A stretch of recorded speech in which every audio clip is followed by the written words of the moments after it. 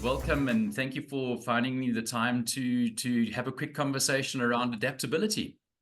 Hey, thanks, Rory. Appreciate your time again. Let's ask you that first question. What does adaptability mean for you?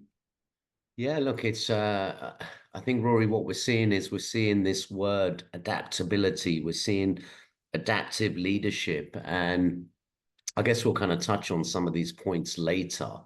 But what does it actually mean? And I think one of the problems that we're all facing is defining the meaning of this. So for me, it really is about, look, we're in this ever-changing world.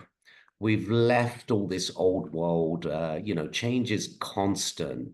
And when I kind of look at adaptability, I kind of look at it as a broader thing and break it down into a few more details, which obviously you've helped me with. So let's put the credit where it's due. But it's about how do we, as humans, not look to survive anymore, but how do we look to thrive? And I think that's the first thing that we've got to really break down. I think sometimes in change, we're just focusing on how do we survive. And I think that's the wrong message. So it's about thrive, not survive.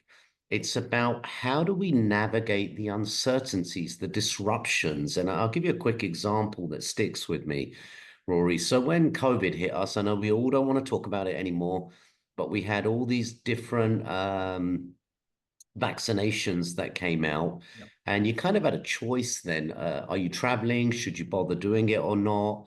Now, how did we know whether one version, and I won't mention names, or another version was actually going to give us the result?